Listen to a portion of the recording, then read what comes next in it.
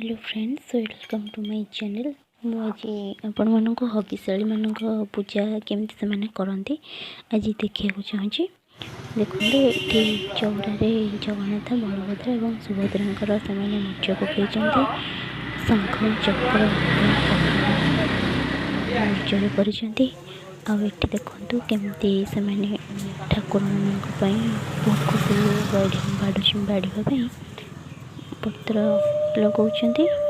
पूजा थाली केमती थुआई देखु धूपकाठी दुबकड़ी चाउल सेठी बड़ बुझे कि नड़िया बसैले कलश बसची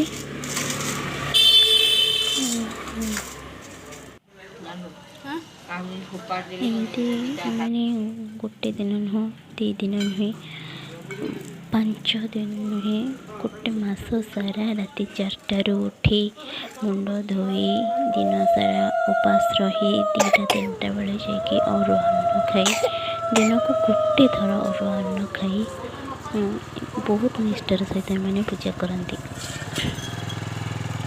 आगुरी आम माँ मैंने थे माँ से समस्ते 5-6 जन गोटे चौरार जा पूजा करती। विभिन्न प्रकार गीत सब बोलती दही हांडी सब भांगती बहुत बढ़िया लगे देखा को।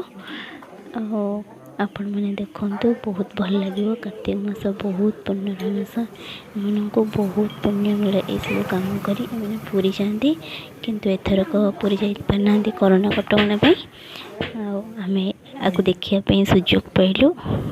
तो आपण मैंने भी देखु आउ ए वीडियोटी को बहुत एंजॉय करंतु भल लगे मत कमेंट करंतु एवं एमती आपण मानक पई भल भल वीडियो शिक्षा भित्तिक वीडियो एवं आउ सब विभिन्न प्रकार वीडियो नहीं के आसबी। धन्यवाद। Thank you for watching. Bye.